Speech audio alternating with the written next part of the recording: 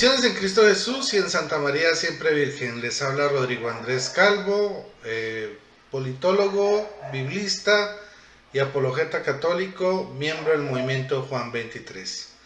Bueno, el día de hoy una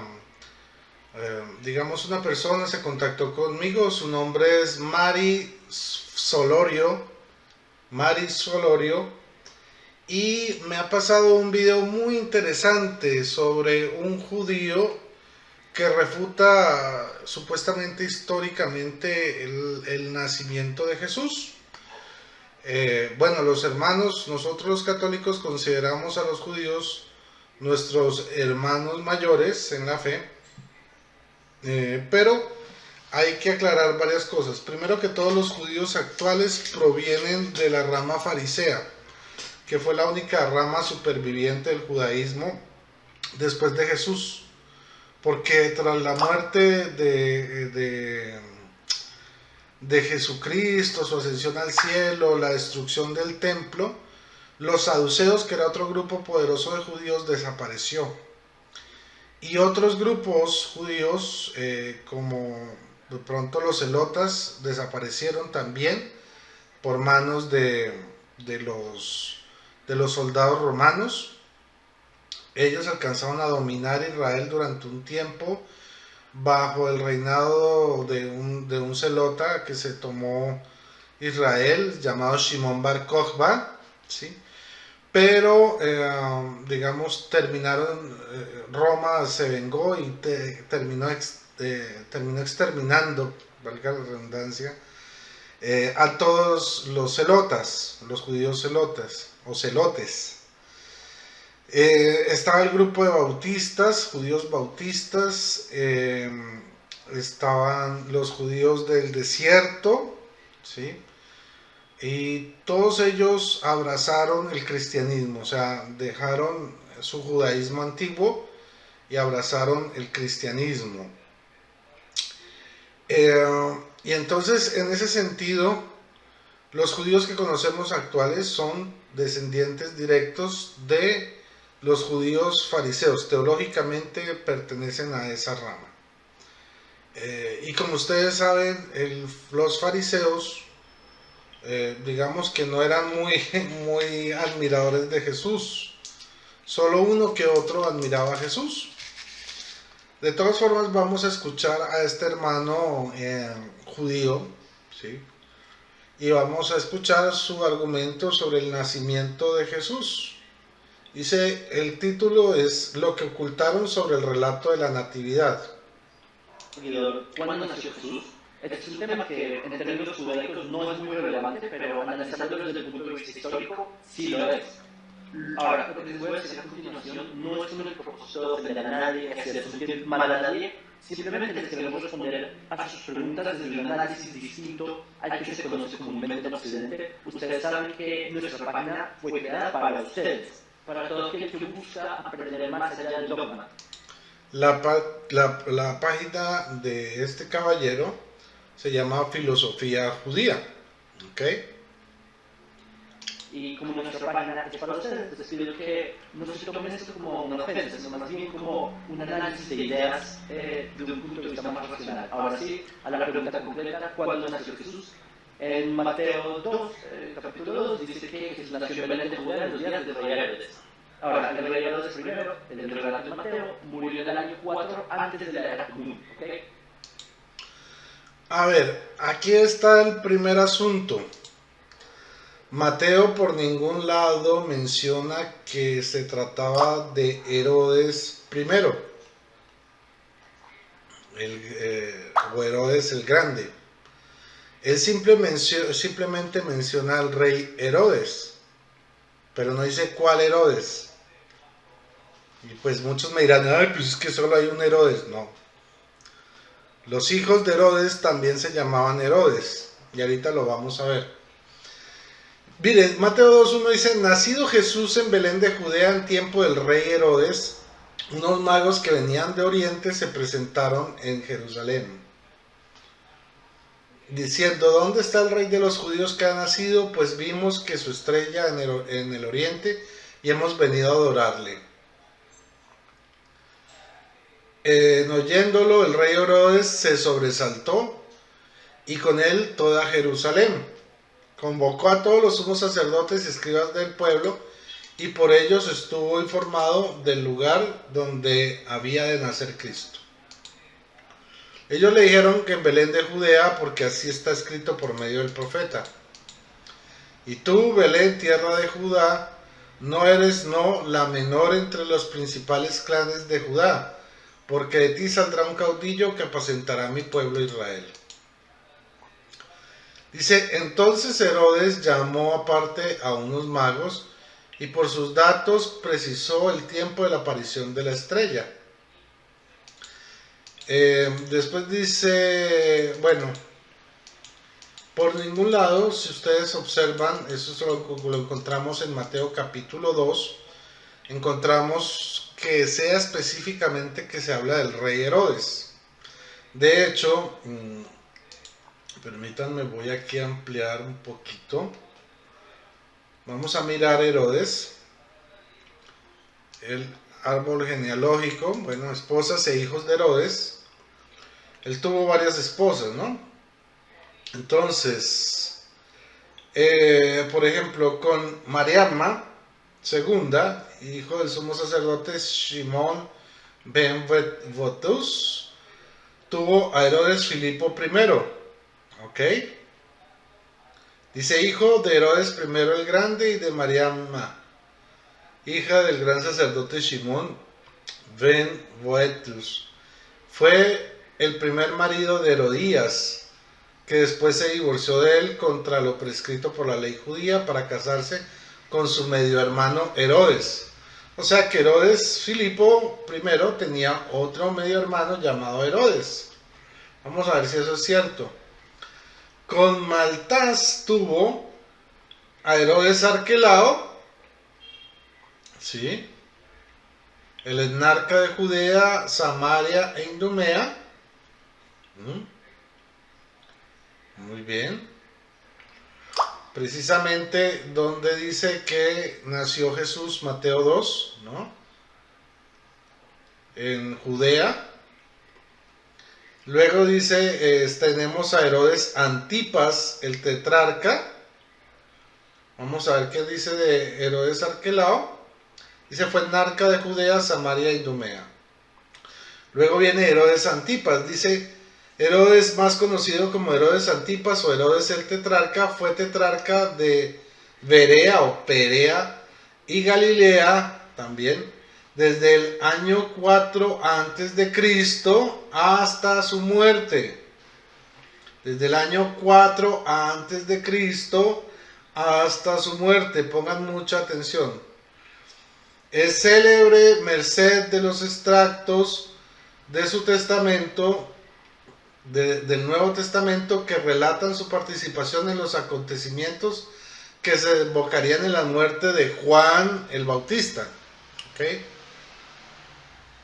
Pero además tenemos a,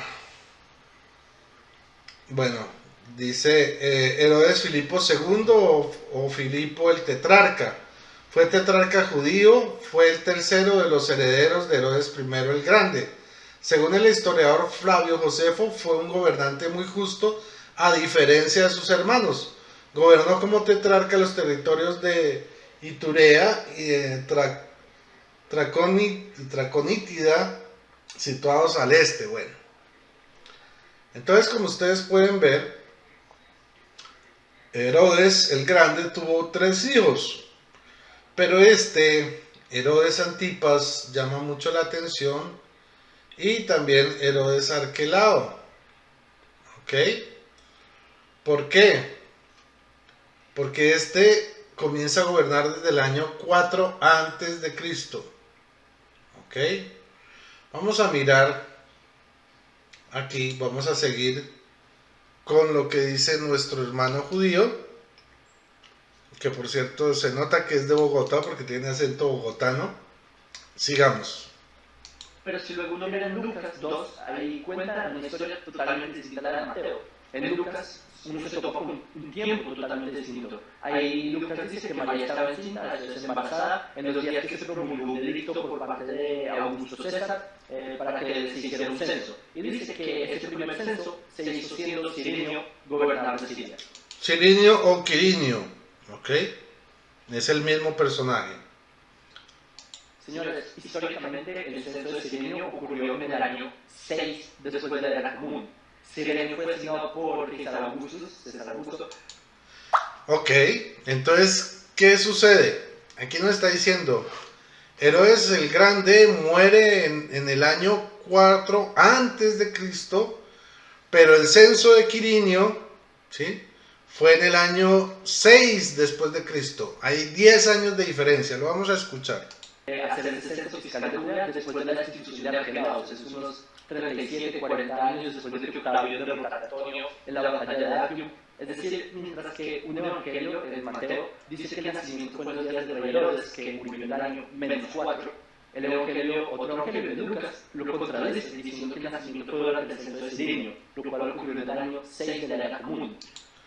Ok, pero si ustedes recuerdan, Mateo por ningún lado dice que era Herodes primero, Herodes el Grande, no lo dice.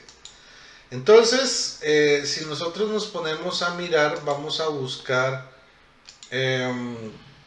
por ejemplo, sobre Herodes Antipas, que fue el que mató a Juan el Bautista. Vamos a buscar un segundo aquí. Herodes Antipas. Muy bien. Entonces, resulta que Herodes Antipas reinó, aquí lo voy a ampliar, qué pena. Herodes Antipas, si ustedes ven, acá, su reinado fue del año 4 antes de Cristo, o sea, cuando murió Herodes I, ¿sí?, hasta el año 39 después de Cristo. ¿Y cuándo fue el censo? ¿Cuándo fue el censo de Quirinio?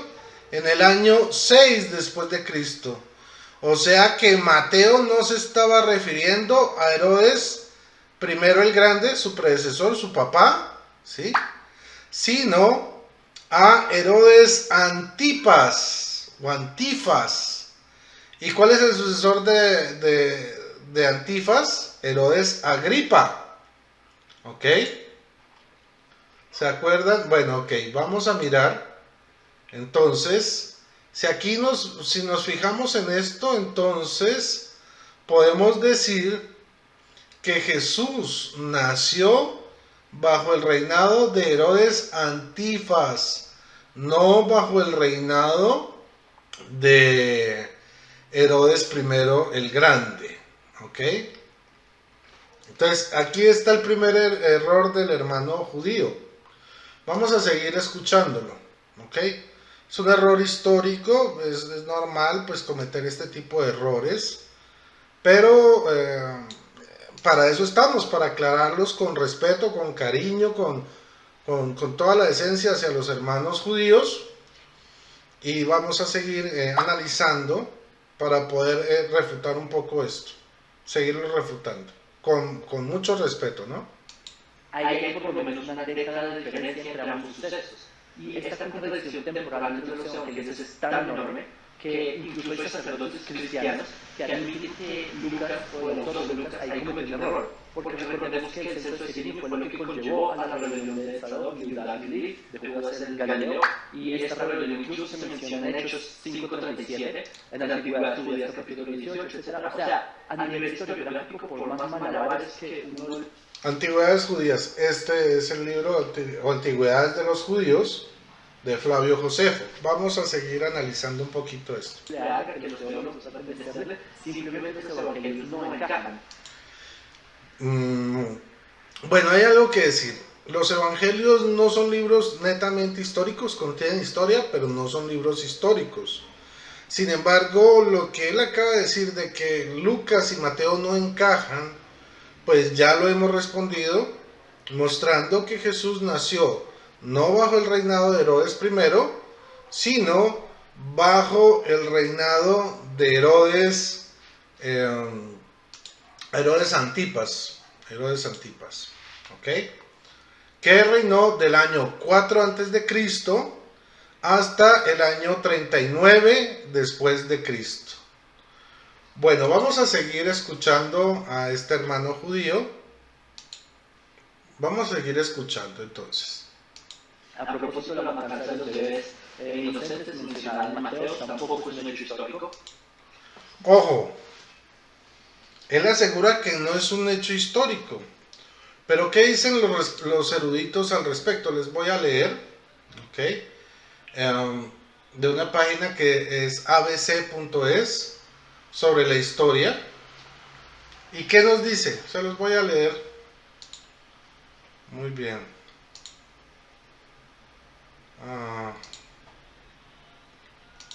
Ok, vamos a ponerlo aquí, pantalla, para que ustedes puedan darse cuenta. ¿Qué es lo que dicen los historiadores expertos? Dice, el rey Herodes el Grande, la verdadera historia de los inocentes asesinados en Belén. Bueno, vamos a ver. El que hubiera sido un asesinato aislado de la época o de poca trascendencia, ¿sí? Un asesinato aislado o de poca trascendencia podría explicar la razón de que el historiador Flavio Josefo, que siempre presentó a Herodes como un tirano cruel, pasara por alto semejante barbarie. Bueno, esta matanza, bueno, aquí hablan de Herodes el Grande, pero pues no podemos atribuírsela directamente a él. Podríamos también atribuírsela a Herodes Antipas por la época. Ahora, ¿por qué dice entonces, los historiadores dicen que Flavio Josefo pasó por alto esto? Porque no fue un evento pues digamos, tan escandaloso para la época. De hecho, pues las matanzas eran muy comunes, los asesinatos por parte de estos reyes en esa época, ¿ya? Por eso el mismo Flavio Josefo los describe como tiranos. Hay cronistas como Flavio Josefo que documentaron minuciosamente las atrocidades cometidas por Herodes.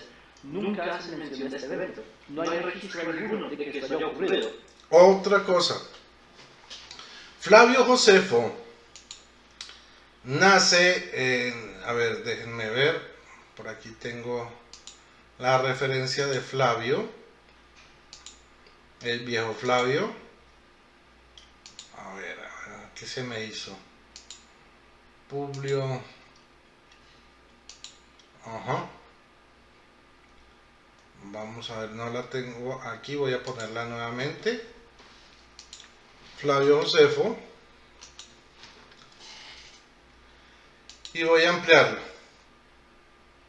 Flavio Josefo nace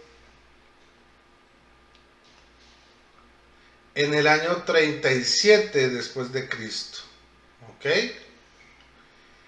¿Qué significa eso? Que cuando él nació, ya todos los acontecimientos de Herodes, tanto el Grande como Antipas, ¿sí?, ya habían sucedido. O sea, Herodes Antipas muere 2 años después de que Flavio Josefo naciera. O sea, cuando Herodes Antipas muere, Flavio Josefo tenía 2 añitos. Flavio Josefo era un judío de la rama farisea, ¿ok? Él se convierte al fariseísmo y recauda, digamos, historias para tratar de reconstruir la historia de los judíos. A veces la idealiza mucho, ¿no? O sea, la magnifica y habla de que los griegos, como Platón y todos estos pensadores griegos, filósofos, tomaron todo su conocimiento de los judíos, cosa que hoy en día está totalmente puesta en duda y refutada por muchos analistas. Entonces Flavio Josefo es un intento de historiador. La historiografía es una ciencia realmente nueva, que viene desde la época de la Ilustración, o sea, desde el siglo XIX hasta hoy. Mientras tanto, antes de eso, pues los historiadores eran muy empíricos, ¿ok? Y en ese empirismo podían cometer muchos errores. Entonces, es interesante anotar esto, que Flavio Josefo, además de tener una mentalidad farisea, nace posterior a todos los hechos que él ha relatado en las antigüedades de los judíos. Él simplemente trata de hacer una reconexión y trata de poner fechas y otro tipo de cosas, pero no hay certeza, o sea, no se puede decir que, y decir que, o confiar que todo lo que dice Flavio Josefo es 100% apegado a la realidad, ¿vale? También hay algo de influencia en su pensamiento, pero hay cosas más interesantes que están por venir, pero las vamos a mirar más adelante. Sigamos escuchando a este hermano. Pienso que los autores del Nuevo Testamento simplemente trataron de hacer parecer ese nacimiento como algo extraordinario, divino, al igual que hizo, por ejemplo, Heródoto con el nacimiento de Ciro, o como hizo Plutarco con el nacimiento de Alejandro Magno. Aquí hay algo interesante. El libro de Daniel dice que el Mesías tenía que nacer en el periodo del segundo templo. Y el periodo del segundo templo, pues viene obviamente en el tiempo de Herodes, Herodes primero el Grande y Herodes Antipas, y luego el otro Herodes, se dice Herodes Agripa, ¿ok? Todos ellos vivieron en ese periodo del segundo templo, y ese periodo es el periodo de Jesús.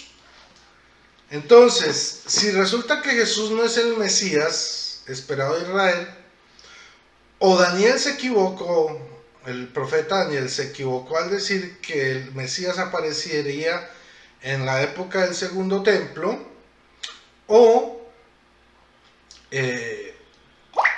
ese Mesías en la época del segundo templo es Jesucristo y los hermanos judíos no se han enterado. ¿Ustedes qué opinan? Sigamos adelante.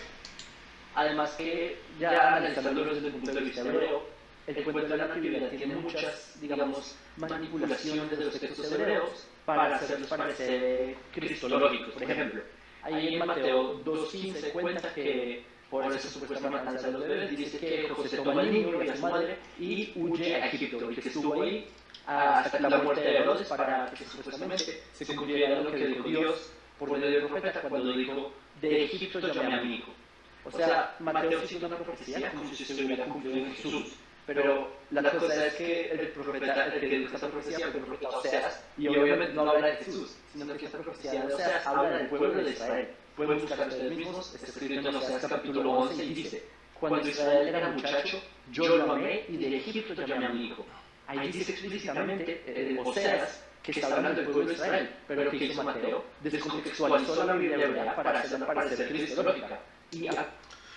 Bueno, Mateo efectivamente se dedica o escribe para una comunidad judía, y él, digamos, su énfasis en el evangelio que él escribe es para tratar de hacer una correlación entre los textos antiguos proféticos sobre el Mesías y Jesucristo.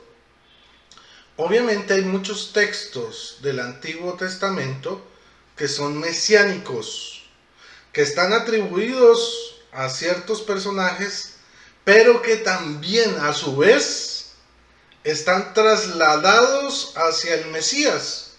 Y les voy a dar un ejemplo de un texto. Pero bueno, antes de eso, yo quiero explicarles que los judíos quitaron lo que nosotros llamamos hoy los deuterocanónicos, ¿sí? O los fariseos, pues, porque estos textos eran tomados por los cristianos para predicar, ¿sí? Y también culpaban a los judíos de la muerte de Jesús, como lo dice Sabiduría capítulo 2, ¿ok?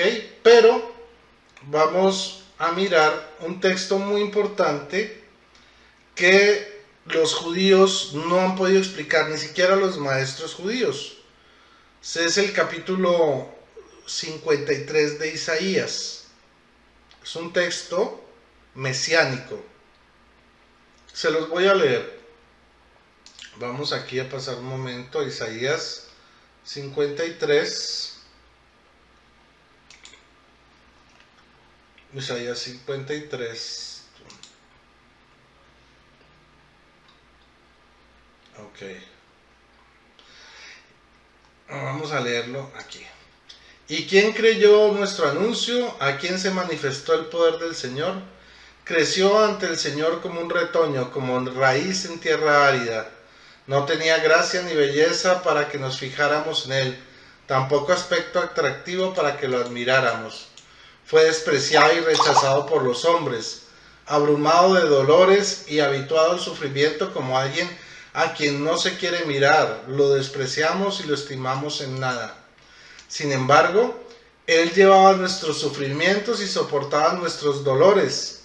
Nosotros lo creíamos castigado, herido por Dios y humillado. Pero eran nuestras rebeldías las que lo traspasaban y nuestras culpas las que lo trituraban. Sufrió el castigo para nuestro bien y con sus heridas nos sanó. Andábamos todos errantes como ovejas, cada uno por su camino, y el Señor cargó sobre él todas nuestras culpas. Es un texto claramente referido a Jesucristo. Cuando era maltratado, él se sometía y no abría su boca. Como cordero llevado al matadero, como oveja ante el esquilador, enmudecía y no abría su boca. Sin defensa ni juicio se lo llevaron. ¿Y quién se preocupó de su suerte? Lo arrancaron de la tierra de los vivos, lo hirieron por los pecados de mi pueblo. Lo enterraron con los malhechores, lo sepultaron con los malvados. Aunque él no cometió ningún crimen, ni hubo engaño en su boca. Pero el Señor quiso quebrantarlo con sufrimientos, y si él entrega su vida como expiación, verá su descendencia, tendrá larga la vida, y por medio de él prosperarán los planes del Señor. ¿Ok? Después de una vida de amarguras verá la luz, comprenderá su destino. Mi siervo, el justo, traerá a muchos la salvación, cargando con las culpas de ellos. Por eso daré un puesto de honor entre los grandes, y con los poderosos participará del triunfo por haberse entregado a la muerte y haber compartido la suerte de los pecadores, pues cargó con los pecados de muchos e intercedió por los pecadores. Les voy a mostrar brevemente este video donde se les pregunta a los judíos qué significa este texto de Isaías 53 y vamos a ver lo que responden. No lo voy a poner en pantalla completa para no violar derechos de autor, ¿vale? פרק אחד בתוך הספר הזה, שבעצם היו מכירים אותו בבתי הכנסת בעבר, ואז הרבנים החליטו להוציא את זה מההפטרה. היום זה נחשב הפרק האסור. האם שמעת על זה? האם את רוצה לראות מה נסתר בפרק הזה? יש לי פה בטח. Este es un texto que a los judíos le tienen vetado, pero está en la Tanaj judía. בעצם בגלל זה אנחנו עושים את התוכנית הזאת, כי רוב האנשים לא קראו את הפרק הזה בכלל, כי לא קוראים את זה בבתי הכנסת. הפרק הוא על ישעיהו ג' נבואה מאוד חשובה על מי המשיח יהיה. ובמשך 1700 שנים, מאז שהוא כתב את זה, כמעט כל הרבנים וחז"ל האמינו שזה פרק שמדבר על המשיח. בעצם גם בתלמוד, בסנהדרין צדיק ח', גם ילקוט שמעוני, הזוהר, הרמב"ם, האמינו שהפרק הזה מדבר על המשיח. Entonces aquí menciona a rabís judíos que decían que este texto se refería al Mesías, Isaías 53. אז עכשיו אנחנו מגיעים לקטע הכי כיפי שאנחנו נקרא כמה קטעים מאותו פרק ונראה על מה זה מדבר. זה וחדל אישים איש מחורות ויהיו החולי וכמסתר פנים ממנו הנבזה ולא חשבנו. הוא היה בזוי ודחוי על ידי בני אדם, מי שידע כאבים ומחלות, הוא היה כמו אדם שמסתירים ממנו את הפנים, בזוי וחסר ערך ולעניין. שזה מדבר היום הזה על המשיח. Bueno, esto es interesante porque este es un judío ortodoxo, ¿no? Este que está aquí. Perdón. Este. Bueno. כמו שכתוב בזוי ודחוי על ידי החברה. העם שלנו היה משוכנע שהפשיעו. לא יודע למה. לא קיבלו אותו. דחו אותו. לא חשבנו שהוא היה המשיח. חוליינו הוא נסע ומחורנו סבלה. ואנחנו חשבנו הוא נגוע, מוכר אלוהים ומתונה. לכן הוא נשא את המחלות שלנו, סבל את הכאבים שלנו, ואנחנו התייחסנו אליו כמו אל חולה במחלה קשה, שאלוהים גרם לו להיות מושפל ומעונה. הוא לקח את כל הכאב, את כל הסבל ואת כל המחלות עליו. ובכל זאת, דחו אותו. הוא עשה לנו טוב ובעצם נתנו לו רק בחזרה. הוא סובל בגללנו, בגלל כל בעצם העבירות שאנחנו עושים, אז הוא סובל את הכאב הזה. הוא נתן לנו מעצמו, הוא סבל בשבילנו, הוא לקח את המחלות שלנו, את כל החטאים שלנו. מעוצר ובמשפט לוקח את דורו, מי ישוחח, כי נגזר מארץ חיים, מפשע עמי, נגע למו. ויתן את רשעים קברו, ואת עשיר במותיו, אבל לא חמאס עשה ולא גרמה פיו. בפסוק 12 כתוב, תחת אשר הערה למוות נפשו. מה התוצאה של הסבל שלו בסופו של דבר? הוא מת. הוא מת. הוא ימות. עם עשירים. איזה כיף. אני גם רוצה. Ihmet, o sea, murió. אז קיצר האשימו אותו על דברים שהוא לא עשה, וקיבל את זה. הוא מת, אבל לא מוות כבוד. קודם כל, האם זה משהו ששמעת על המשיח, שכל הדברים האלה אמורים לקרות לו? לא. זה לא. יש גם את התיאור הזה, לא רק בפסוקים האלה, אבל גם בזכריה ובדניאל ובמקומות אחרים, וגם הרבנים העתיקים הבינו שהמשיח אמור לסבול. והוא מחולל מנפשענו ודוקה מעוונותינו, שר שלומנו עליו ובחרובתו ירפא לנו. כולנו כצאן טעינו, איש לדרכו פנינו, והשם הפגיע בו את אהרון כולנו. אבל בשביל בגלל הפשעים שלנו, בגלל החטאים שלנו, מושפע, גנש כדי שלנו יש שלום, בזכות הפצע שלנו נקבל. כולנו עבדנו קבוצות, כל אחד מאיתנו בנה לדרכו, אבל אדוני הכיר את החטאים החטאים של כולנו. הבנתי, הרבה הפסוקים כאילו הוא יספוג את החולי והראש שלנו, וזה ירפא אותנו, והוא בעצם יהיה בן אדם שנענש. Entonces, miren cómo ellos siendo judíos no conocían este capítulo del Tanaj o de la Biblia, o lo que llamamos nosotros el Antiguo Testamento. קח את כל העבודות שלנו, ואת כל המחרובים, ואת כל מה שעבר. הוא לקח על עצמו את הכל. שכל החטאים וכל הדברים הרעים וכל העונש הכבד, אלוהים כאילו הכניס את זה באדם אחד. אז על כל אחד מאיתנו לשאול, האם יש לי חטא? האם אי פעם גנבת משהו? אפילו משהו קטן או משהו להוריד משהו מהאינטרנט שלא שייך לך? מי לא? למשל, האם אי פעם שיקרת? בוודאי, גם אני לא זכאי לזה. האם אי פעם חמדת? כן. ברור, אני חוטא גדול. וגם לדעת כל המחשבות וגישות הרעות שלנו, כמו הנקיות או הגאווה או כל הדברים כאלה, הם גם נחשבים לחטא. אז אם למשל אנחנו היינו מקרינים כל המחשבות שלך על המסך וכולם שמכיר אותך היו רואים אותם, היית רואה רק מחשבות טובות שם או גם כמה לא טובות? גם וגם. קודם כל, ברור שתהיה גם מחשבות לא טובות, אז כל האנשים מהצדיק שמצדיקים ויהיה להם מחשבות לא בראש. היו לי מחשבות שהייתי אומרת, נהיה כאן ילד זה טוב. אלוהים הוא קדוש וטהור לגמרי, יכול להיות בנוכחות של החטא. אז זה בעצם החטא שלנו מפריד אותנו ממנו ומגיע לנו בסופו של דבר גם עונש. כתוב ביחזקאל 18 פסוק 4 שהעונש שמגיע לנו זה מוות. בסופו של דבר הפרדת בנימין לנצח. כי אז בסוף אתה חושב שאתה צריך סליחה וכפרה לחטאים שלך או לא? כן, 100%. גם כולם בעצם, אין מישהו שלא. אבל יש גם חדשות טובות. אלוהים הוא לא רק שופט, הוא גם אבא שאוהב אותנו.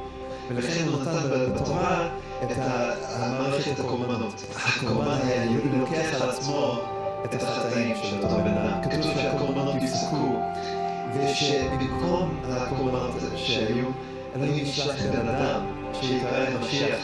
שיקח על עצמו את כל החטאים. וזה מה שקראנו עכשיו. אלוהים נתן לנו בתנ"ך תיאור מאוד ספציפית של מי המשיח יהיה כדי שנזהה אותו ולא נפספס אותו. וכמובן זה מאוד קריטי שנדע מי הוא הבן אדם הזה, כי בלעדיו אין לנו את הכפרה והסליחה כדי שהוא ייקח את החטאים שלנו. כתוב בדניאל תרצה שהוא חייב לבוא... Ojo, miren esto. Daniel 9, ustedes tienen que revisarlo, vamos a revisarlo, que el Mesías tenía que venir antes de la destrucción del segundo templo. Vamos a mirar Daniel 9 rápidamente. Daniel capítulo 9. Corría el año primero del reinado de Darío. Bueno, yo se los voy a compartir. Permítanme un segundo.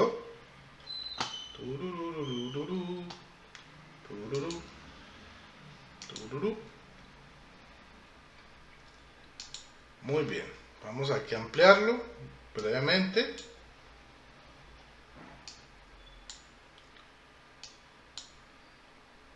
Opa,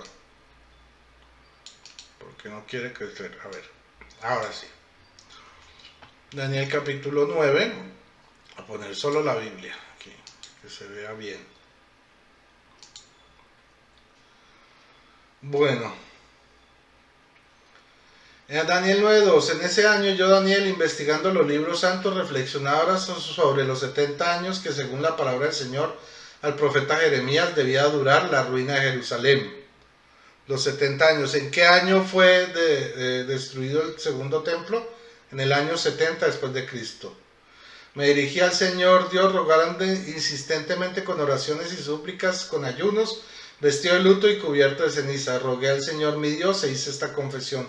Señor Dios grande y terrible, que mantienes la alianza y eres fiel con aquellos que te aman y cumplen tus mandamientos. Nosotros hemos pecado, somos culpables de innumerables delitos. Hemos sido perversos y los rebeldes y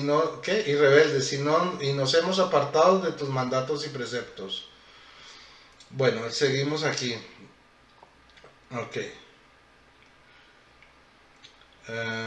Vamos a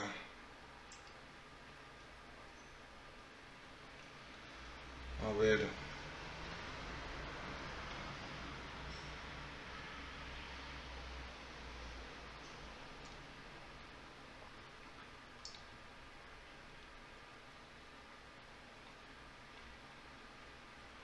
Denme un segundo.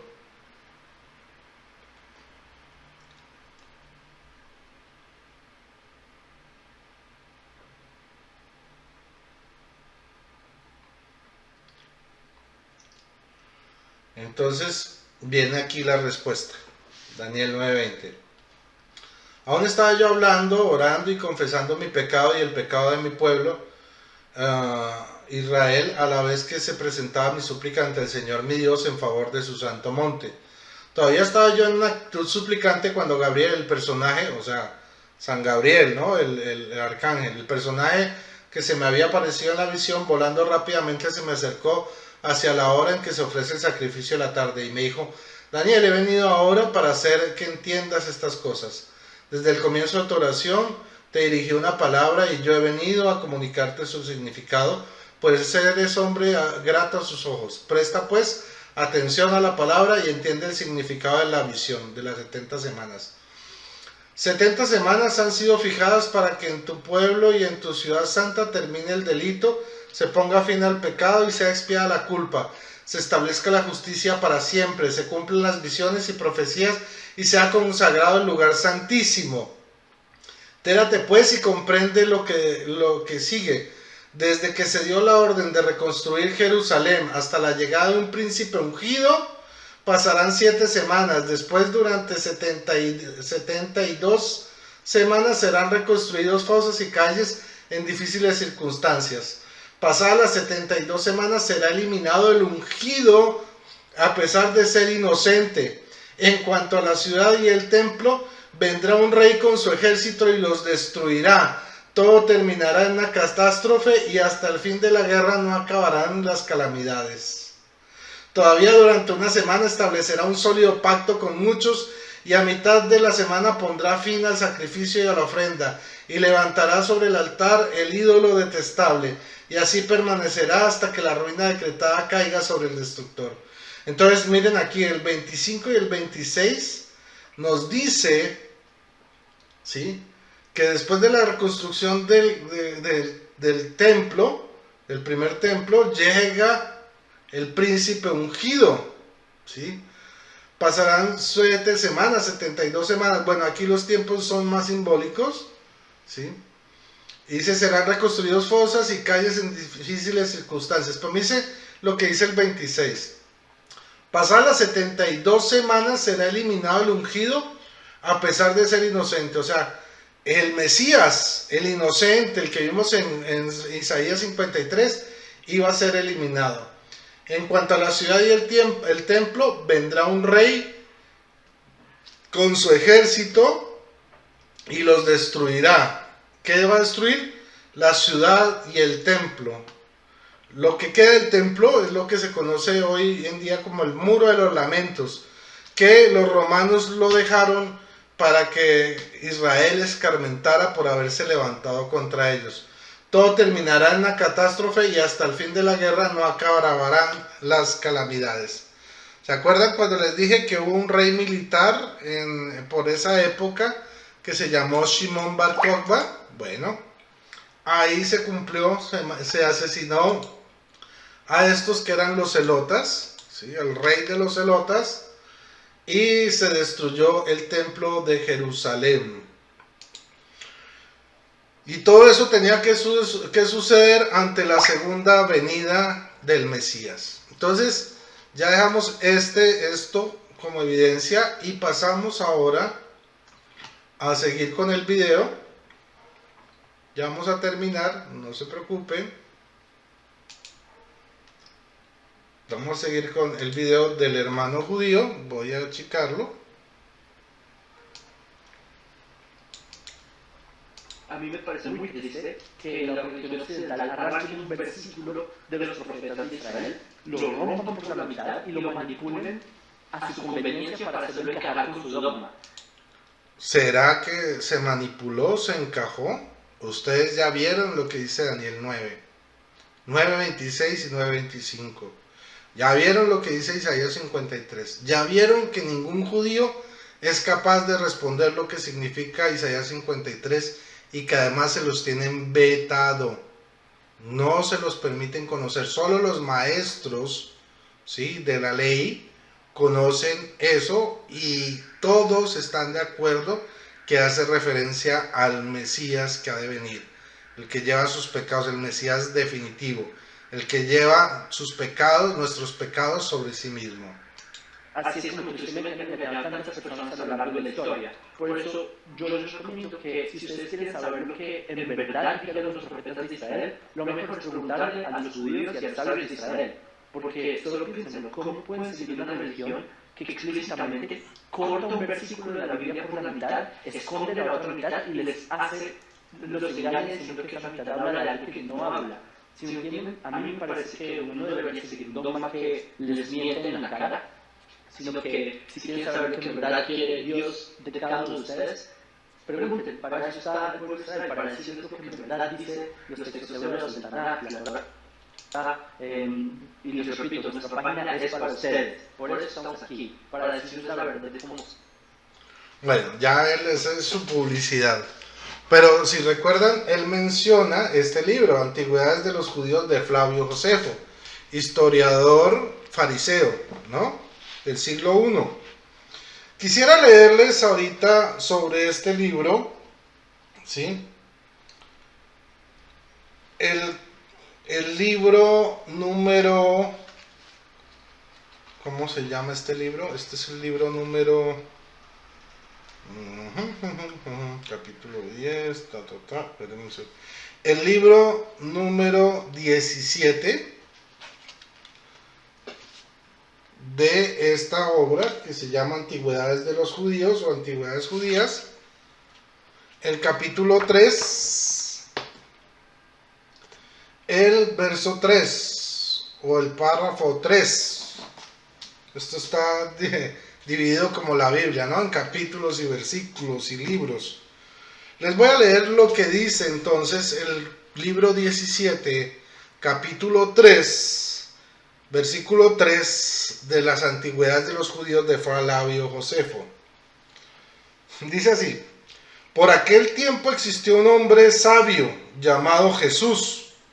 Ojo lo que dice: si es lícito llamarlo hombre, porque realizó grandes milagros y fue maestro de aquellos hombres que aceptan con placer la verdad.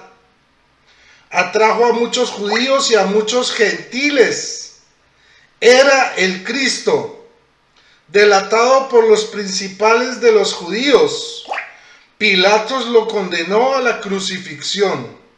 Aquellos que antes lo habían amado no dejaron de hacerlo, porque se les apareció al tercer día resucitado. Los profetas habían anunciado este y 1000 otros hechos maravillosos acerca de él. Desde entonces hasta la actualidad existe la agrupación de los cristianos.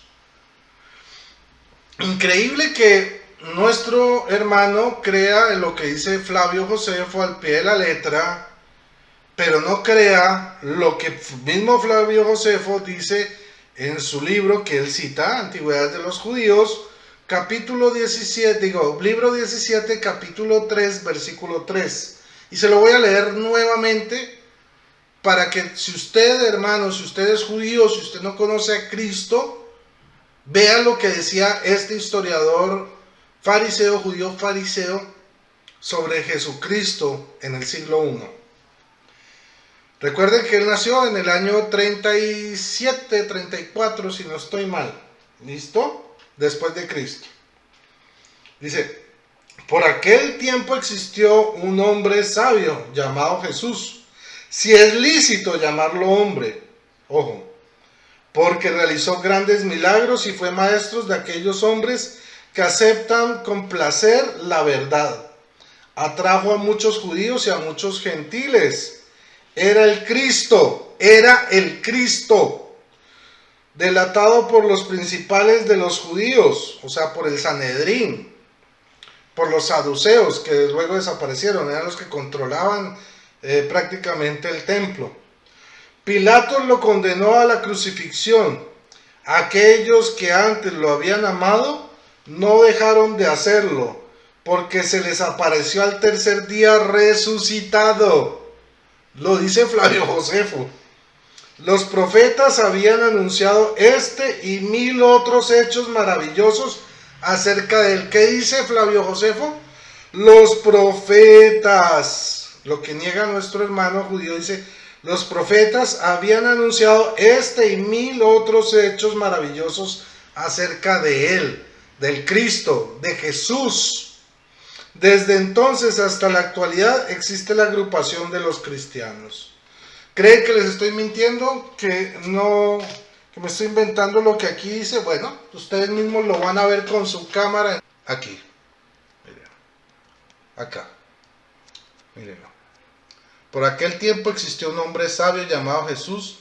Si es lícito llamarlo hombre porque realizó grandes milagros y fue maestro de aquellos hombres que aceptan con placer la verdad. Atrajo a muchos judíos y muchos gentiles.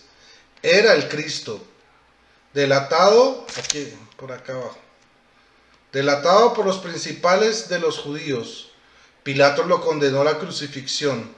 Aquellos que antes lo habían amado no dejaron de hacerlo, porque se les apareció al tercer día resucitado. Los profetas habían anunciado este y 1000 otros hechos maravillosos acerca de él. Desde entonces y hasta la actualidad existe la agrupación de los cristianos. ¿Ok? ¿Por qué este hermano cita a Flavio Josefo como fuente irrefutable y no cree en esto que dice Flavio Josefo acerca de Jesucristo? El mismo Flavio Josefo, siendo judío fariseo, reconoce que Jesucristo es el Cristo, el que tenía que venir, que hizo muchos milagros y que resucitó al tercer día. Y hermano, hermana, judío, si tú no has escuchado de Jesucristo, este es el momento de recibirlo, de creer en Él, de aceptar su salvación. Él era el Mesías prometido, como lo dice Isaías 53, como lo dice Daniel capítulo 9, versículos 25, 26 y 27. Es el que tenía que venir, como lo dice Sabiduría capítulo 2, que fue arrancado de la Tanaj para no tener que ver la verdad del Cristo. Hermano judío, o tú que me ves, si no conoces a Cristo y crees que la Biblia es un cuento, bueno, aquí hay historiadores no cristianos que nos dan testimonio de Cristo, de quién fue, de lo que hizo, de que murió y resucitó y se apareció a sus discípulos resucitado.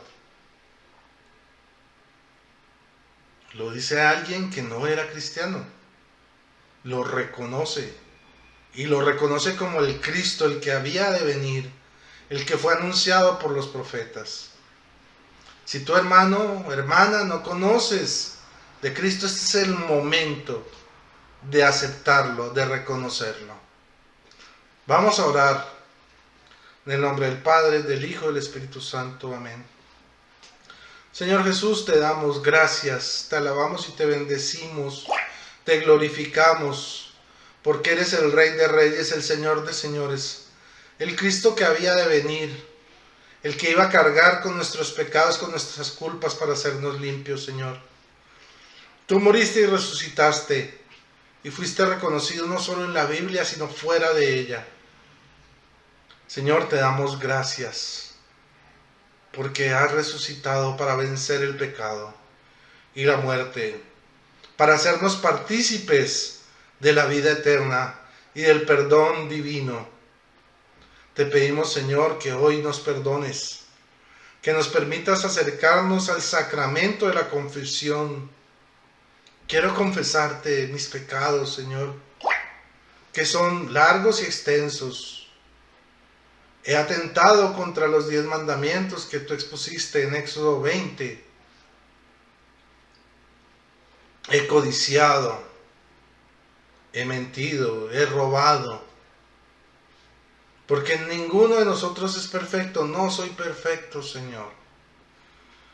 Pero te pido que hoy tengas misericordia de mí. Toques mi mente y mi corazón y me hagas conocerte. Dame tu Espíritu Santo para que yo pueda comprender lo que ahorita no entiendo. Y acércame a tu iglesia para poder alimentarme y conocerte más a ti. Poder recibir esa salvación por medio del bautismo. Poder recibir los sacramentos, recibir tu cuerpo que se ha dado como pan de vida y cáliz de eterna salvación. Señor Jesús, abrázame, tómame, hazme propiedad tuya y no me sueltes. Yo quiero creo que tú eres mi Salvador y mi Señor, y que no hay nadie fuera de ti. que tú eres el Salvador que Israel esperó durante siglos y que yo no conocía. Pero hoy que te escucho y que te conozco, abro mi corazón a ti, Señor. En el nombre de Jesús. Amén y amén.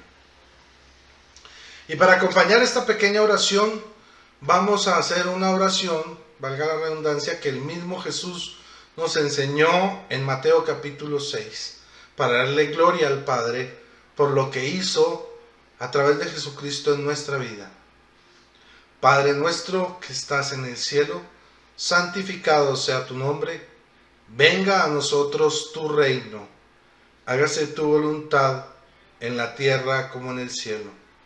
Danos hoy nuestro pan de cada día, perdona nuestras ofensas, como también nosotros perdonamos a los que nos ofenden. No nos dejes caer en la tentación y líbranos del mal. Amén.